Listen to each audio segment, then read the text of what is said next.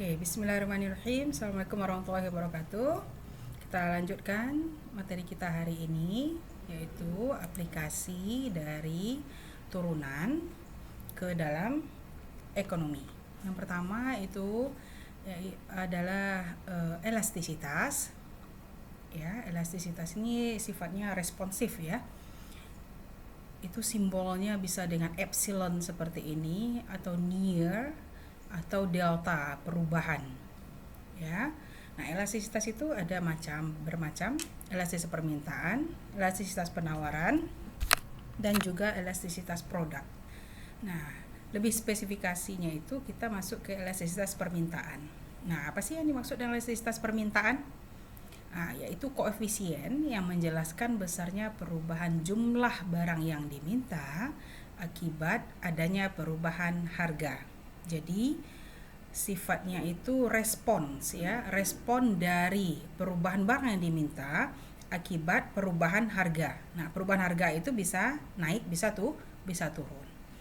Nah, rumusnya ED atau epsilon D sama dengan persentase perubahan kuantiti yang diminta dibagi dengan persentase perubahan harga.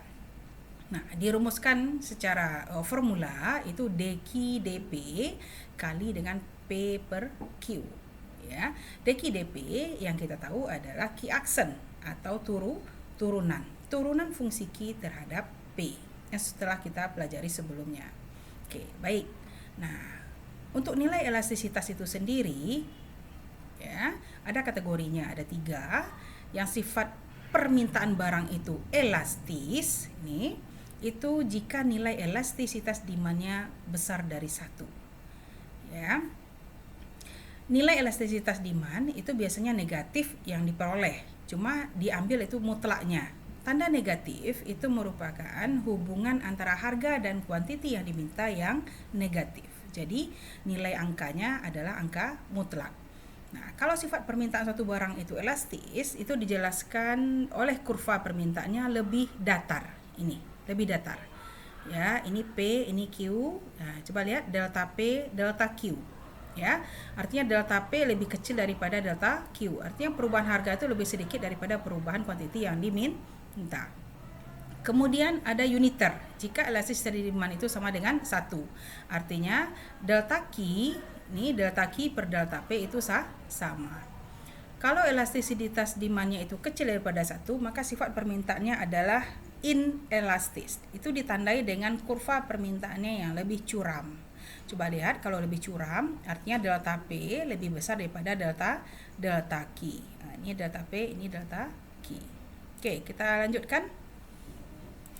Berikutnya ya, contoh ya. Contohnya fungsi permintaan suatu barang kita memiliki QD sama dengan 25 kurang 3P pangkat 2. Tentukan elastisitas permintaan pada harga 5. Ya, kita jawab. QD adalah 25 kurang 3P pangkat 2. QD aksen arti turunan Q terhadap P, yang mana 25 turunnya adalah 0, min 3P pangkat 2 turunnya adalah min 6P. Nah, kita sudah tahu ya. Oke, kita masukkan ke formula elastisitas. ED sama dengan min 6P ya. Ini apa? Turunan QD DP kali P per Q. P kita ada 5, Q kita ada ini 25 kurang 3 P pangkat 2. Kita selesaikan. Coba kita selesaikan. Ini sama dengan min 6P ya, min 6 kali 5 dikali 5 per 25 kurang 3 kali 5 pangkat 2. Kita selesaikan. Min 6 kali 5 min 30, 5 per 25 kurang 75.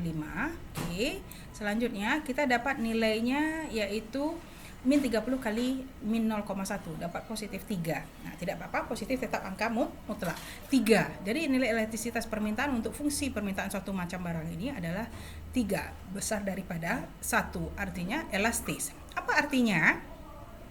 Artinya dari ya, kedudukan harga 5, jika harga naik atau turun sebesar 1%, maka jumlah barang yang diminta akan naik atau turun sebesar 3%. Nah, itu artinya ya. Oke, sekian dulu video untuk aplikasi yang pertama. Semoga bermanfaat. Assalamualaikum warahmatullahi wabarakatuh.